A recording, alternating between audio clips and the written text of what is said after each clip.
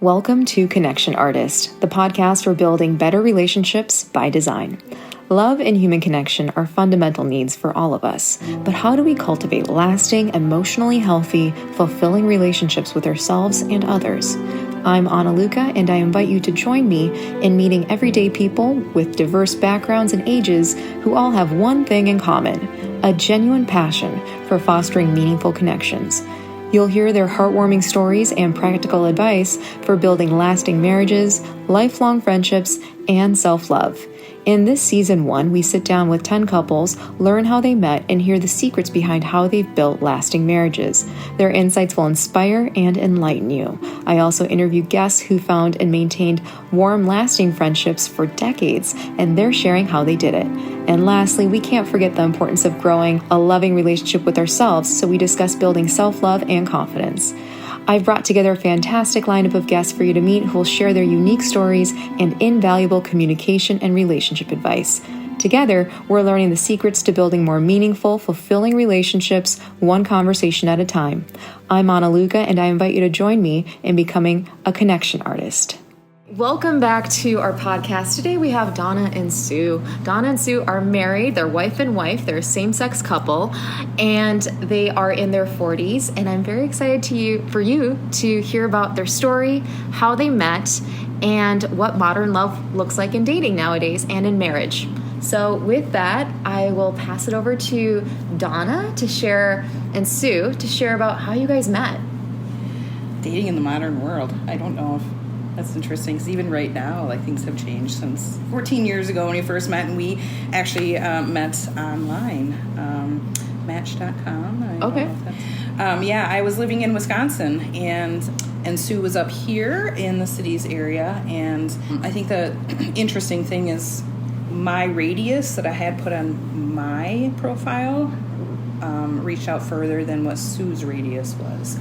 So Sue was like a half an hour radius or something like that. Right. I wasn't interested in a long distance relationship, so I put my parameters much shorter, much smaller area, and I never would have matched with Donna ever because she was outside of my parameters. And one day, the top 5 match or whatever came up, and Sue happened to come up, and she was wearing a bike helmet. And I'm a nurse. I'm a quality and safety consultant, and I just happened to do, like, my pickup line was about, it wasn't even a pickup, was it a pickup line? Yeah. It was about, just a comment on, thanks for wearing your helmet.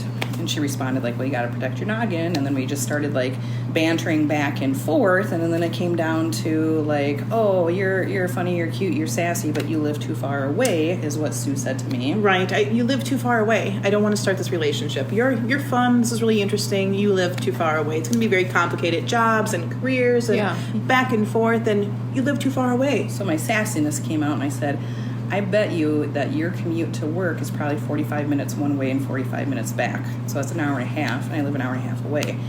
And she was like, oh snap. She's a sassy one, I said. We should pursue this. Yeah. Green flags. Yeah. Sass. Yes. Sass is a green flag. Yeah. Okay. Yes. Yeah. So green sass is a green flag. Yeah. So a month later, we ended up meeting in person, and our first date lasted like 12 hours. We had brunch, and then we went to a ball game, and then afterwards we went to dinner, and then we just didn't want it to end still yet, and so then we did, like, after dinner drinks, and, like, it just continued, and so That's really cool. So this was 14 years ago. 14 years ago. Okay. Yeah, and then years. how long did you guys date before you got engaged or married? So another interesting story. I think Donna tricked me into getting married to her. Okay. Yeah, and that's the secret to a great marriage. It's to trick your spouse. Yeah. Your soon-to-be spouse. Trick your soon-to-be spouse into marrying you is the secret to a great, long-lasting relationship. My brother was being deployed to Iraq. Okay. And so I said, well, we need to get married before he gets deployed. And we had been talking about getting married, so I was just I'm pulling Donna's chains a little bit here. It was in the works, and we had talked about where would we get married and how would we do it, and I would be content being just partners for life. And the marriage didn't really that part itself wasn't that integral to me. Okay. The commitment was there, and the partners for life was there. But she said, my brother is getting deployed. We have to have him there. He has to be at our wedding. And I said, sure, darling, whatever you'd like. So within the next, I think, month, maybe 6 weeks, we ended up booking a venue. We ended up putting a deposit down, all this stuff. Things were in the works, and probably about 2 weeks after we paid the first deposit, my brother says, "Oh, just kidding. I'm actually not getting deployed." So I think this was a ruse with your entire family to get me to pull the trigger finally and actually go through with it. But, so how far into your relationship was this planning? 3 years. So we got married. We had known each other for 4 years when we got married. Okay. So I think it was about a year ahead of 9 months ahead. But being tricked into marriage is a secret to a long-lasting great marriage. So about 3 years in, you guys were like, we're going to get married now. We're now engaged. And then it took about a year or so to kind of put all the preparations together. And remember, I was also living in Wisconsin. It was a long-distance relationship for the first year and a half, I think. We had dated for a year and a half before I moved up to Wisconsin. Okay. And then continued to dating for another year and a half before we got, quote-unquote, engaged, I guess. Okay. But we don't really have an engagement story. No. Okay. Because I was like, we need to get married, and she said, okay. That's fine. But did you guys live together before you got married? We did. Okay. Okay. And how did you know that out of all the dating experiences that you had in the past, that this one was the one that you wanted to stay with, that you guys wanted to get married to each other, that it felt right for both of you? I think for me, everything was just so easy. There was never a challenge. There was never, we had squabbles and we had small fights, but everything was easy, and I always was excited to see her, and I always wanted to do things with her, never without her, because I wanted to share in that joint experience with her about doing something fun and doing something amazing. And whenever I saw you, it made my life better. And then at that point I was like, you're the one. So she was always making you feel better about yourself and better about life. It was an additive relationship. She was adding to your life joy. Right, absolutely. Yeah, it was very easy. But I would also like to add that we just had a lot of fun. We always joke that we were like 12-year-olds stuck in a 40-year-old body. And I think, and that's true, because we will literally go to a date night could be like at the arcade, or we'll literally play board games, just us two at home, because that's having fun, and we're 12-year-olds, and so every year between Thanksgiving and Christmas, because we're 12-year-olds, we have to play Mario Brothers from the beginning all the way to the end and collect all the star coins to unlock the secret ninth world, right? Because we're 12-year-olds, so we like to have just silly fun, and I think that's what drives me to the fun and the joy, and Sue's a very funny person, so I think in general we find joy together very easily. The simple things in life. In small things, small things can cause great joy for us, and living into that, and being fully enveloped into that makes it just fun to be together. So it sounds like too that you guys were quirky and complementary ways, and you guys shared the same sense of playfulness in your relationship, and probably the same sense of humor. I'm getting, is that right? That you guys I think felt that maybe humor brought you together. And simple pleasures in life. So every year for my birthday, we take a Great Americana road trip, and we just get in the car in late April for my birthday, and we just take a week off of work and we just road trip. But we go to these whimsical, quirky places, the largest ball of twine, or we're driving in Kentucky one time, and there's a billboard that said, "Have you ever pet a kangaroo?" And we're like, I said, I have not. We should go. And so So you guys took a quick detour. We literally take it, because you're just road tripping and you just have fun and you embrace it. And so we literally played. It's Kentucky Down Under. It's this zoo in Kentucky that had 50 kangaroos, and we literally were the only people there. It was Wednesday at 10 o'clock in the morning, just hanging out with kangaroos. They're pretty cool. Well, when that itch for seeing kangaroos happens, you got to scratch it right away. You do. And so some of those quirky things, if it says world's best coffee, you have to stop, because it's my rule. Because what if it is? What if it is? Do you ever want to pass up that kind of experience? No. Yeah, and have that FOMO in your life lingering forever. Forever. Right. So I think it's those simple things, and we always So it sounds like you guys enjoy being adult children together in a way. That is true. You're both spontaneous. You both have the same sense of adventure. It sounds like you both have curious minds, and you kind of go with the flow. Does that kind of sum up things? It does a little bit. You know, when I first met Donna, I had no sense of adventure. So she's going to pull that out of me. Okay. I like to do the same things all the time and stay in a well-defined area and just do my role in life. And she's like, no, there's really no rules. We're just going to go full speed ahead. So I think that allowed us to meet kind of in the middle as well. I've got a little bit more adventurous. She's got a little bit more timid with things. Okay. And we've kind of I've balanced become a little bit each more other. conservative over the years. So you guys Balance have us out. adapted to each other a little bit. Yeah. And when you mentioned that your relationship was really easy, can you tell me more about that? Because I think I hear some couples talk about, or some people who are no longer dating, they say, oh, well, it wasn't easy, so I broke up with her, or I broke up with him. And in their world, easy is, oh, we had one argument, or you know, I like a certain genre of film and they don't, and we were always arguing about what film to watch, so it wasn't easy for me. But in other cases, you know, easy means something else to other couples. What does easy mean, or what did it mean in your early relationship? What did that look like for you? Yeah, that's a great clarifying question, because everybody has a different definition of what easy means. And a lot of people talk about how, you know, relationships, or they recognize that relationships do take work. Like, there is effort that goes into relationships, so expecting that every day is just going to be rainbows and sunshine might not be a realistic expectation.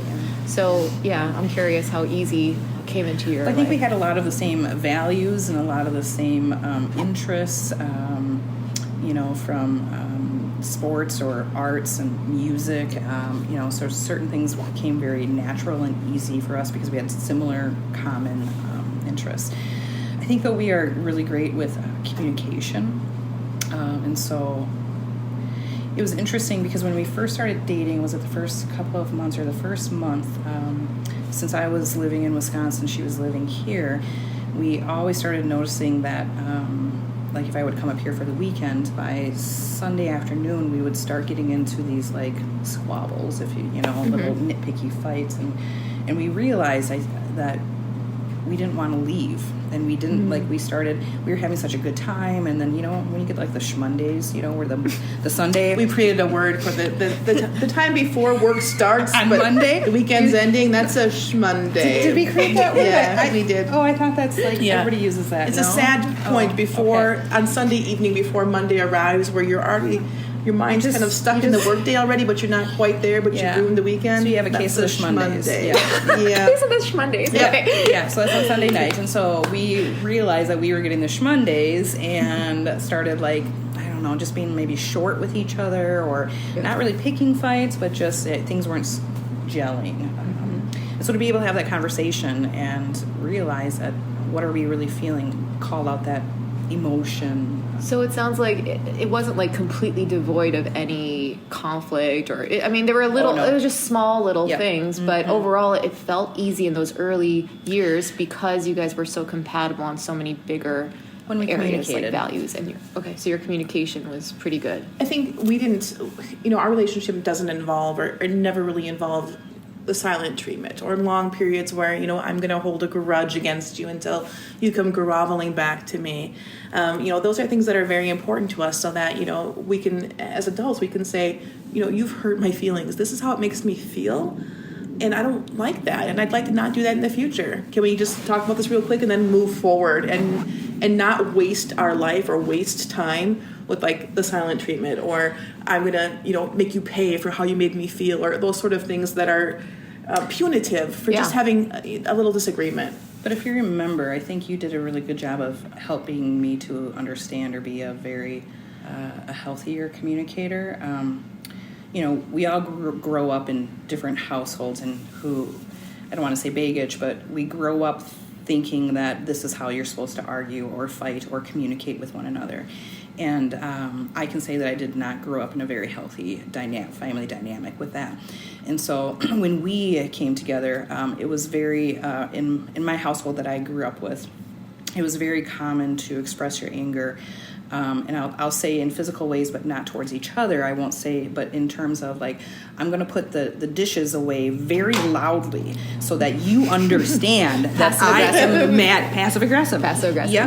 And I'm going to slam the cupboard door, and I'm going to take my anger out on like physically through physical objects, never towards Sue. But I need you to know that I am mad at you. And it wasn't until, I don't know, maybe 6 months into our relationship, if I was expressing my frustration through that Sue had the courageous conversation to say, let's stop and just look at this and look at how like immature this is, and good job, Sue. I understand that you're angry, but let's not take it out on the plates. Right. It's okay. Right. We just bought them. So what can you express to me why you're feeling that way? Let's move on. So when she called it out like that, I was like, yeah, you're absolutely right, and then for me to realize that, I get that coping mechanism from my parents or from how I grew up. And so when we started realizing that, then we started, and that just goes along with the communication and courageous conversations to say, help me to understand what you're really feeling instead of taking this out this way. Mm-hmm. So I love this for so many reasons. One, it sounds like you guys both had self-awareness, and at least Sue, like even in the moment you were self-aware, like, hey, there's something that's wrong with my partner. Rather than me trying to guess, or you, Donna, trying to put me in a position where I need to guess what's wrong with you, let's just use our words. Yes. Let's use our words and talk about it so that we can address it and then resolve it. So you had the courage in the moment to kind of like take almost like a vulnerable pause to be like, I'm here, I want to hear what's happening to you. I'm making the space for you to share what you're processing. And so that's the first step to a lot of very simple disagreements, I think, in relationships can be solved by just one partner taking that courageous step to just say, I want to hear what you're experiencing right now, and I want to resolve this with you. And I love how you said you recognize that, yes, your early relationships in life do set a role model for later on in life, how you choose to address your partner or just how you communicate in general, or especially when things feel stressful, how do you show up in those stressful moments? And you recognize within yourself, Donna, that maybe the role models that you had earlier in life, maybe that wasn't necessarily like the ideal way to handle conflict or distressed feelings. Mm-hmm. So you were open to being adaptive to Sue and to the relationship and to putting yourself out there to be vulnerable, because I'm sure that wasn't easy in those moments if you weren't used to. It wasn't. Yeah, if you weren't used to talking about your feelings. Right. Or then you get defensive, and then you get, And also what I loved is that it sounds like as soon as Sue helped you and you identified what that feeling is that you're feeling, you were able to let go of it a little bit. Mm-hmm. And sometimes just calling out, hey, this is what we're looking at here. You're like, yes, I am feeling this way. Thank you for understanding. Yeah. And then you can together move forward and figure out how to not make your partner feel that way, perhaps. But is that kind of a summary of how you guys process communication together or became more adaptive to each other's communication styles? Yeah, absolutely. I mean, we worked through it. It takes time, and it takes years, and it takes practice. Mm-hmm. I mean, we didn't always fight fair 14 years ago. And I think that's the other thing. When we have a disagreement, to always fight fair. We have to always remember, and I think in a successful relationship, you always need to remember that it's you against the world, you and your partner against the world. Mm-hmm. You don't ever separate the two of you. When you're fighting for things, you're all on the same page. You're all, one unit, and you're fighting together.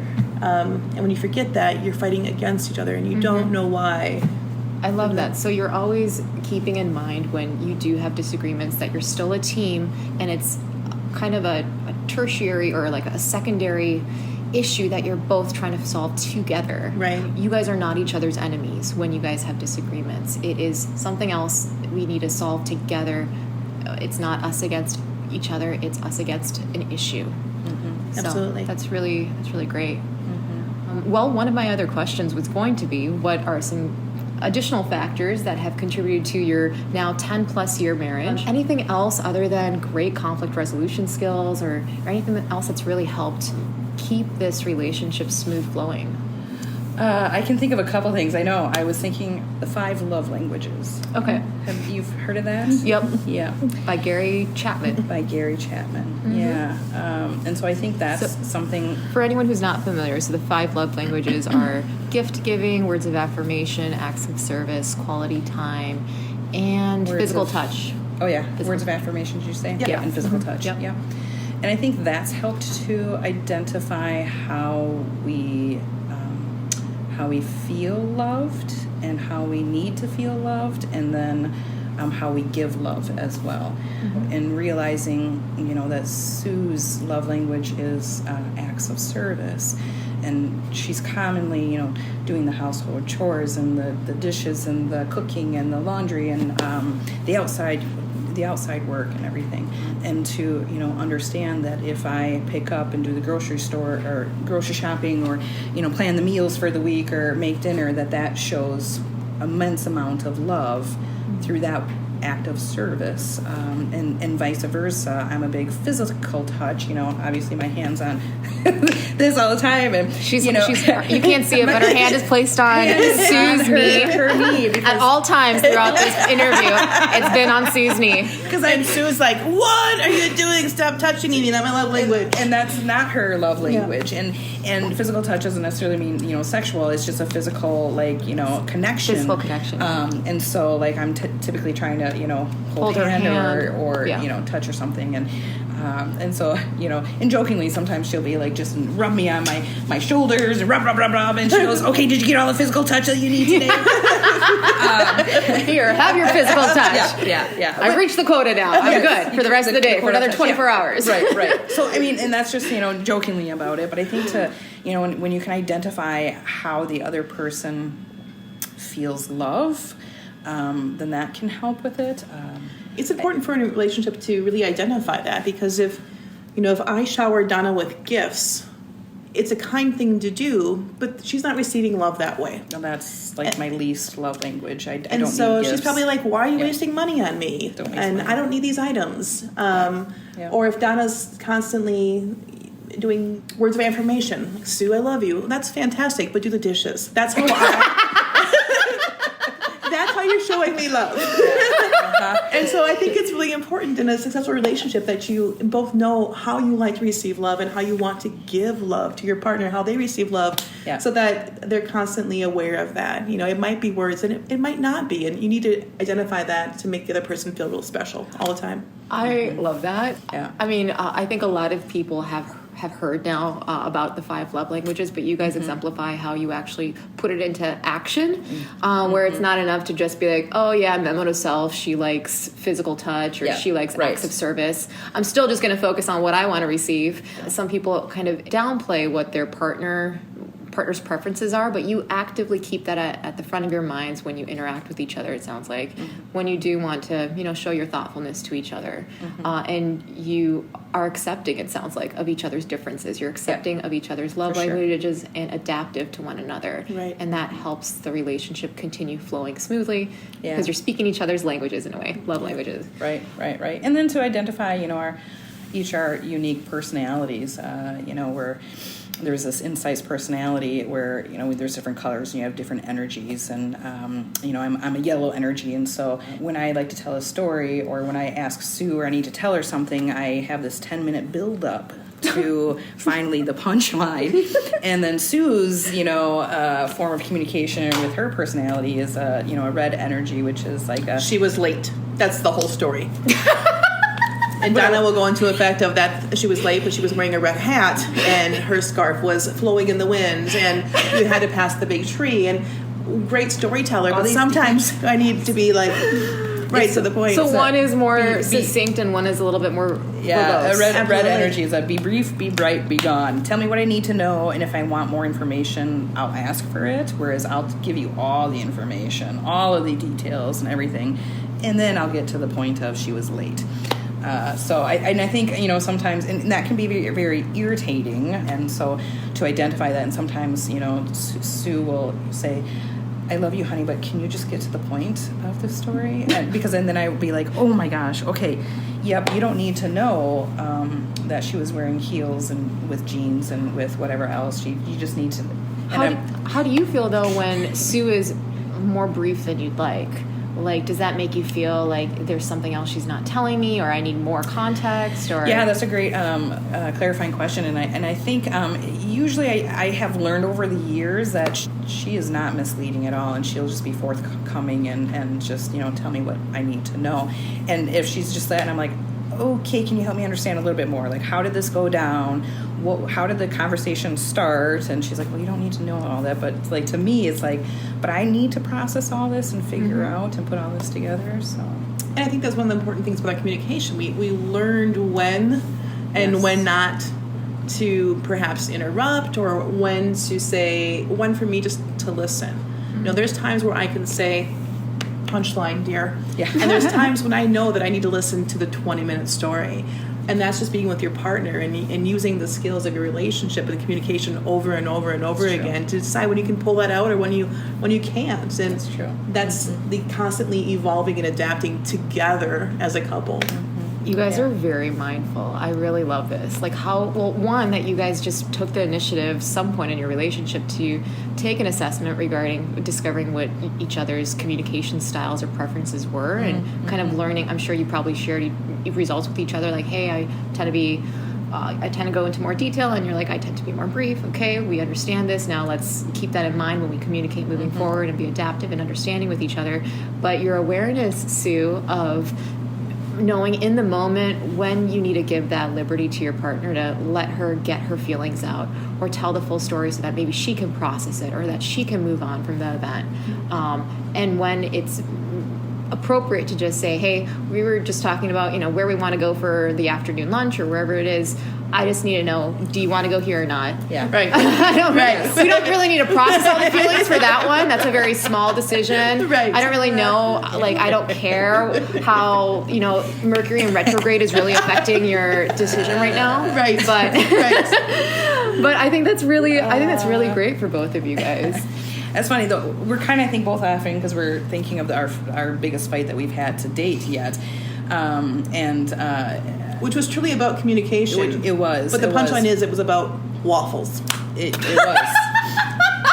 Yes. I love how you just demonstrated your communication style. Right. I could go into the story, but I'm just going to tell you the ending. Yes. It was about waffles, and we're still together. That's the ending. And in my head, I'm like, man, you just ruined the whole story. No, I you already told the punchline. Donna, do you want to elaborate on what happened in between those 2 points? Yeah. The argument about waffles starting, and then you guys staying together. The decision about having what for lunch, and that's what made me think about it, is because it was one of it's time for dinner. What do you want for dinner? Many families deal with the same situation. Yeah. What to have for dinner? Yeah. And it was, I don't care. What do you want? I don't care. What do you want? Well, you just pick. What are you in the mood for? Mexican, Chinese, pizza. What do you? The indecisiveness is very real. indecisive. And Sue is notorious for sometimes being indecisive, and so it was. Sue, you're the indecisive one. I am. One of those where she finally just said, "I don't care. Would you just pick something?"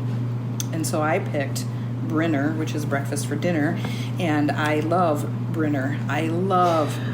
Did you guys make this word up? No, this is the real word. It's a word. Okay, this one's a real word. Oh, is it? I thought I made it up now. No? Okay, it is. And so I'm learning so many new words Brinner, today. Yeah. So I love breakfast for dinner, and so and Sue said, and once I said, well, how about let's do Brinner? And I said, I'll make waffles or whatever. And I was like, I do not care for breakfast during the dinner hour. And she said, you told me to pick. It like that. You told me to pick. Like, I don't want that. Yeah. And then I said, okay, fine. I'll have breakfast for dinner. And she goes, you're settling for me. And I said, darling, this was just a dinner conversation. This wasn't like we're settling on not having children or buying a new house. And she was like, well, I won't have waffles even if you made them for me. Yeah. Uh-huh. Oh, yeah. So this was a communication situation where if we would just communicate it clearly. So how did you guys steer out of this? Did you end up having breakfast for dinner? Or? No, I think we had fast food. But the conversation was, if you really want something, communicate it to me. And if I really don't want something, I need to communicate that as well. And that's where we got make a decision. So because when I said, well, you can't tell me to pick something, and then as soon as I pick something, you say, but that's not the that. wrong choice. That's the wrong choice. Yeah. So, but this does bring up a good point where communicating your needs in this example, and many more grave examples, I'm sure. Like if you're not, Right. if you're not communicating your needs and you're just expect your partner to make the decision for you, but it's just because you're afraid to make a decision, or you're afraid to, like, because I could imagine some scenarios where you might be afraid to say what you really want because you are afraid of that person rejecting you, or making you feel shame or something for your preference. But this underscores, in maybe a lighthearted way, it underscores the importance of just expressing your needs, because sometimes that can avert conversations that don't need to be had and such. But also earlier you talked about just expressing your feelings too, so expressing your needs and expressing your feelings, and I think those are just two call outs of great communication that a lot of people should just keep at the top of their mind when they're communicating with their partner, because those two things can avoid so many conflicts and things like that when you're just being proactive about expressing what you actually need or want from your partner directly, but I mean in a respectful way, but directly and thoughtfully, and also sharing your feelings. What do I feel? As uncomfortable as that is for someone, not everyone is comfortable saying directly what they want or need. Maybe they weren't used to doing that in the past. Maybe even if they had like work cultures where they weren't in positions to be the ones speaking up in the room saying, I think we should do this, or I want to do this, or sometimes they just don't have the practice of being decisive. So pulling that out of your partner and encouraging that aspect of them can aid your communication flow. Yeah, that's a great call out. Yeah, and feelings too, just being forthcoming with what you feel, as uncomfortable. Again, some people maybe didn't grow up in a household where feelings were discussed, or where they were 100%. accepted, or where it was encouraged to express your feelings. So as an adult, it might feel uncomfortable for you initially to be forthcoming about your feelings, because you might feel shame about them, you might not know how to navigate them, you might not know how your feelings might be received by the other person. But having the courage to be honest and open can, in so many ways, aid your relationship and the longevity of your relationship, as you guys are both demonstrating. You guys have been together for, I want to say women, not guys. That's okay. You guys have been together for 14 years now. And it's a lot of it that I'm hearing is due to your great communication skills with each other and your adaptive communication styles, which is just great to hear. And I think check-ins too. I think that's a big. We do something called spices, maybe once every 6 months or so, where it's S is for spiritual, P is physical, I is intellectual, C is community, E is emotional, S is sexual, social, and then we also do S like $ financial.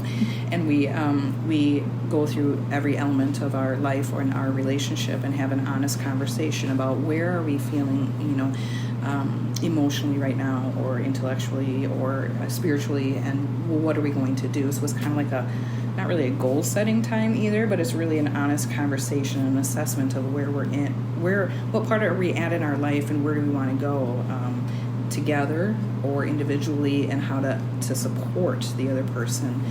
Like when I said, well, intellectually, I want to get my master's this year. This is my goal, and for Sue to say, okay, this is how I will support you during this time, and so. Or socially to be like, we've been very busy with work. I miss our friends. Yeah. So can we make going forward in the next few weeks, can we make that a priority to create some play dates with our friends to hang out and to catch up, and just kind of a formal check-in on some major life topics to make sure that we're aligned. I love this. I love that you guys are proactive in having these conversations, and that these are just kind of open forums to discuss where each of you has needs that are unmet or about to be unmet in the relationship, and getting ahead of those, being proactive with them. That is brilliant. So spices. Did you guys make this up?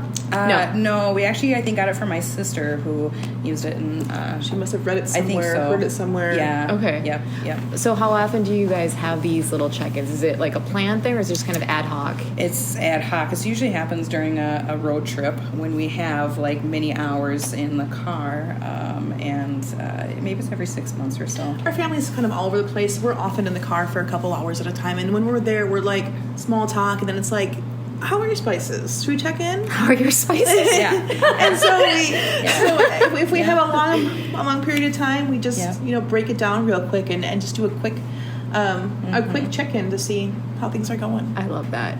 So moving to another topic, because you guys have been so great about your communication, but again, challenges do arise in relationships. Despite your best efforts, there's just always something unpredictable. There are things that are unpredictable in life.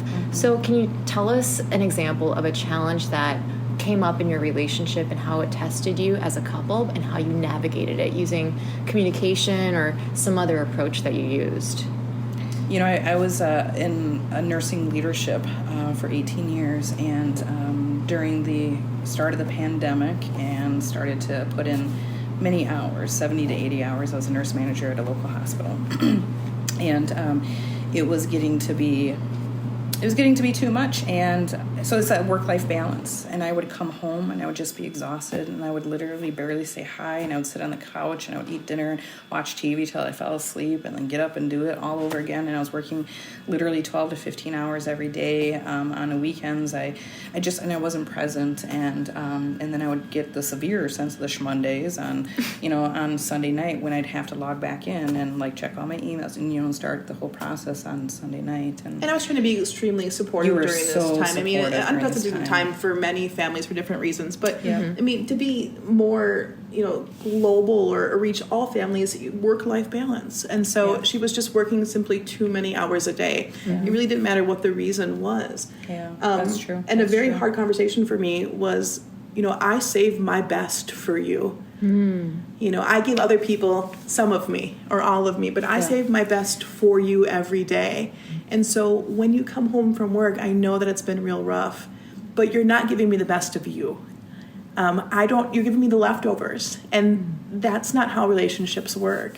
I need you to give me the first cut of the pie and give everybody else the crumbs. And it was so true, and it was in that moment, and again, a very courageous conversation, a very healthy conversation that we had, that it was like you're absolutely right. I give, 200% at work, and when I come home, I'm so depleted that I don't have anything left to give to you. And I think we all tend to do that sometimes.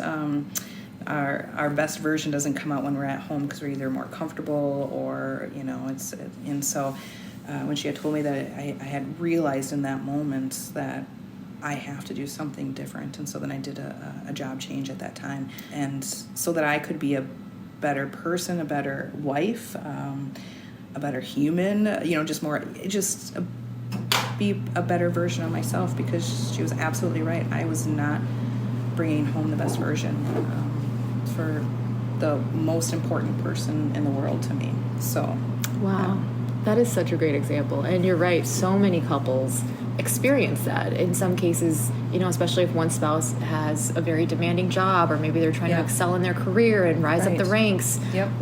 Sometimes their sometimes their spouses get left behind. Even their families, their children in some cases. They might not be able to be present for important life events and such. So having this hard conversation, it sounds like that was pivotal, because if you hadn't, Sue, brought that up, and if you had kept it to yourself, who knows how that could have affected your relationship moving forward. Sure. The resentment, exactly, the resentment that could have built, the continual deterioration. So by you, Sue, being courageous to be vulnerable, or have a very empathetic but vulnerable conversation, an honest conversation with Donna, that could have very well saved the course of your relationship of where it was heading. Right. So I think this is really great for couples to recognize when they're in a pivotal moment and to discuss it before you let it continue on. And it's so hard with careers, because that takes up, I think you said 18 years that you were in that line of work. So it's not something that can be easily changed, but you were so committed to your relationship and the vision that you had for your marriage that you realized that you had to be adaptive, that as important as your career is also your relational life. Right. And I think it's important, 50% of marriages don't last. And I think when you're in a situation like that and you're married to somebody that you so deeply care for, you have to consciously make a decision. And that decision can be like, well, they don't have time for me, and I will find someone else that does. Or I demand your time. You're the most important person to me. I should be to you.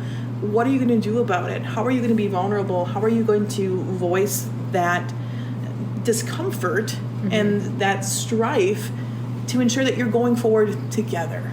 always together, changing and evolving together some way. Right. Yeah. Instead of choosing an option that says, I'm going to do it myself. That's a hard decision. Off. I'm not going to try that. I'm going to choose just to move a different direction. Yeah. And be ambivalent to something and just, Yeah. You could have easily just said, my career is my priority right now. I'm still working on, certain goals. Yeah. So you, Sue, are going to have to adjust your expectations of me in this relationship. Yeah. And at the time, it was such an ambiguous time for everyone. We didn't know how long COVID was going to last. And, so many things were at play that you couldn't predict. Yeah. So, but you still decided, you decided to prioritize your relationship at that time a little bit more than your career. Although both are important, you decided that at this point, I need to prioritize my relationship a little bit more than my career. And so I need to adjust. And that is such a, to your point, Sue, why, there are many reasons why couples break up and why we have such a high percentage of divorces. Yeah. One of them could be also, people realizing like the priority that they have in their life right now is not their relationship, that it's actually their career, it's actually something else. Right. It might be education, it might be something else, it might even be an addiction. They just realize, hey, I need to get myself straight before I can be present for someone else. So there are a lot of reasons, but recognizing, do I want to make my relationship my priority, and do I want to work to make this work out?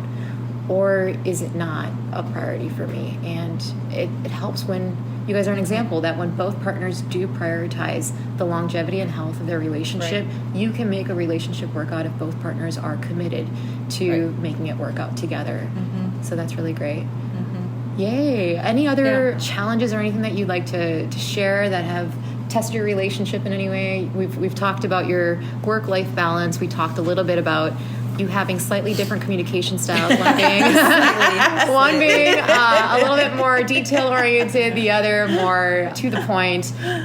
We talked about a lot of really great tips, like the check-ins, like the spices check-ins. I think that was really innovative, and just being open and honest in your being empathetic to each other's positions, but also vulnerable and having courageous conversations. Any last words of advice that you'd have for a couple that is, or maybe even someone who's currently not in a couple right now? Maybe they're single, but they have interest in building a long-lasting relationship, or in the case of them being in a couple right now and maybe they want to get married or something. What advice do you have for people in building healthy, long-lasting relationships? I think one thing that I may have forgotten earlier with the easiness is I could always be my authentic self with Donna. I never had to pretend that I was someone else. I never had to change the things that I liked or didn't like, or my views on things, or I could always just say what I wanted, what I thought, what I believed in. And she always accepted me just for me. And I think that's why our first date was 12 hours long. And that's why we've been together for 14 years, because she allows me to be my quirky, weird, smart, funny, goofy self without having to try to change who I am. And as an individual who maybe is single, I would say never change who you are. Someone's going to love you authentically for you exactly the way you are. And that's what Donna does every day. And that's what makes me love her even more. That's really sweet. That was super sweet. Oh, they're looking at each other with tears in their eyes. That's so cute. Oh, man. Oh, my God. Anything, Donna, on your end that you want to leave as parting advice? Top that, dear. I don't know if I can.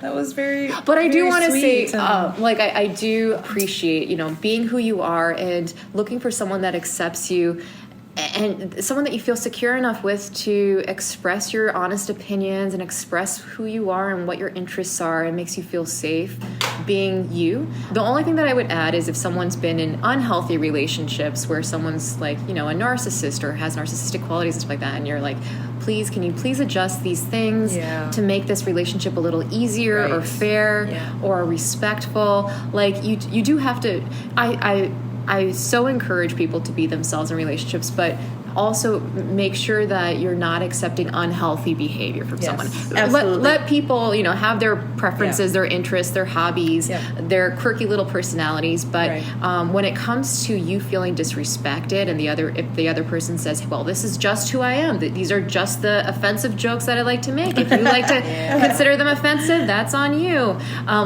Just do be mindful that sometimes you can't accept someone as they are, and it's actually a good thing that you don't accept someone's disrespect. But that is just an aside. Absolutely, totally great clarification. I would say accept me the way I am, and when I do things like that, points them out to me in a respectful way so that I can adjust behavior if needed. And I don't have all those behaviors, listeners. But if I did. So someone who is also when someone does, when your partner does say, "Hey, can you adjust this?" or something, these little reasonable things, that's not someone trying to change you. It's just someone trying to work with you. So absolutely. Well, and the vice versa too. I mean, it all comes back a lot of times to communication. Can we say it louder for the people in the back? Communication. And I just and everybody always says it, but nobody does it.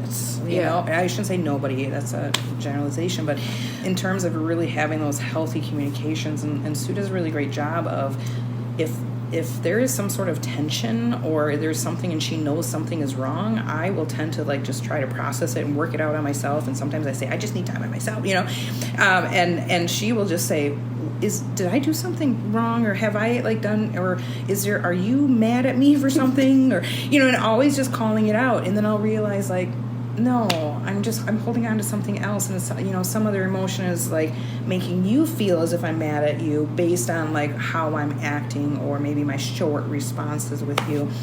So she does a beautiful job with calling out that maybe the tension. Being curious is what it sounds like. Being curious, that's absolutely right. And then, I will realize that my actions that I am doing, of course she would feel that way, because of, so then I will course correct. And so you have always done a really great job with communicating and helping me to understand, also what you are feeling in that moment. I love that. Any parting words, Donna, for any singles out there, or people in couples who, in couple relationships who want to get married or, progress their relationship? Yeah, I think, it just goes back to that, communicate. And I love the being your authentic self. That's going to come at the end, it's going to come bite you at the, when you're not your authentic self, because that's going to come out, and that needs to come out, and you can't hide that. And I think that's something that we are very blessed that we are able to be authentic. So authenticity, genuine communication. And don't settle. Don't settle. A lot of people do settle. We talked about, having a partner with poor behaviors or poor habits. Don't settle. You deserve better. And through relationships that don't work, you learn more about yourself, and you learn more about the partner that you want to have in the future. Mm-hmm. So don't settle for anything less than someone that treats you the way that you should be treated. I love this. You guys are just so smart, so open, and I want to really briefly touch on, you said, communication, but so many people don't do it. I think there's also a gap in knowing how to communicate well, and you guys have taught it. We're not, and you guys today have just so beautifully provided so many examples of how couples can communicate better, what they could be more mindful of, little tactics and strategies, listening to each other, being vulnerable with each other, being adaptive to one another. You have, in this short period, this conversation that we've had, you've provided such an education for so many people who are going to hear this. So I am just so excited for the betterment that you guys you're going to help better other people's relationships simply by sharing your story and how you've gone about improving and keeping communication at the forefront of your relationship. So I appreciate you guys for taking the time to have this interview. This was really fun. Thank you for all the laughs, and thank you for all the advice. We're honored as well, because this also reaffirms our relationship and our deep commitment. Hopefully this can also help others too, but it's been an honor to be here. So it's been a pleasure. Thank you so much. Thank you. As we wrap up another episode of Connection Artist, I want to express my gratitude to you for listening and exploring how we can all grow and better connect with one another. I created this podcast to support your relationship success and happiness. If you found value in this episode, here's how you can support me and help spread the word about this podcast.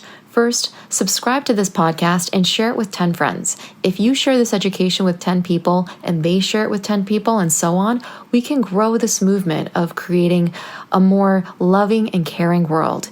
If you'd like to show your support on a personal level, visit www.analuca.com. That's ANALUCA. Explore my heart-centric products and education, from poetry books to online courses, art prints to apparel. Every purchase directly enables me to continue producing episodes and sharing these valuable stories and insights with you, because this podcast is not free to create. Please consider buying something I've made with my heart and soul to connect with you.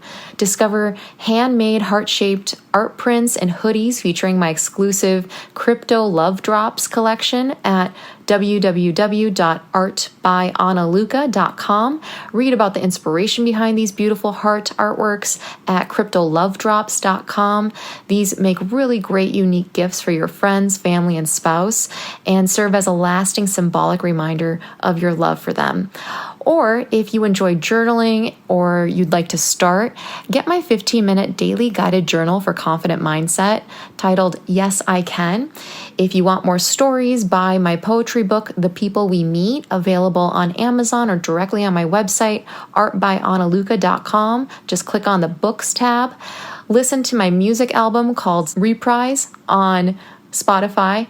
Fun fact, the opening music track that you heard on this podcast is actually composed by me and is featured in my music album. If you want to learn how to strengthen your self-worth, get my digital ebook called Well Valued, which features a 30-day blueprint for building self-worth. Or if you're single and want to learn how to assess and find your most compatible dating partner using AI, get my digital course called Well Matched. These products are all designed to strengthen your self-worth and relationships and are all linked in my website, www.analuca.com.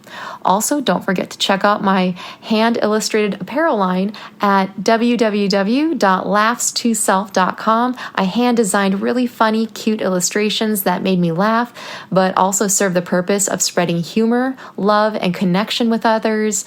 That apparel line of hoodies, t-shirts, and sweaters are exclusively available only on my website, so if you want to wear something unique, check out laughs2self.com. Connect with me on social media for podcast and life updates. You can follow me on Instagram or TikTok at AnaLucaOfficial. And lastly, if you're based in the United States and would like to be interviewed on the podcast, send me a message at myconnectionartist@gmail.com to potentially join me as a guest on this show in the future. Remember to subscribe to this podcast and leave a 5-star review. It helps a lot in reaching more listeners like you who can benefit from this information. Thank you for being a part of this Connection Artist community. I'm wishing you so much love and happiness in your relationships. Stay tuned for the next episode.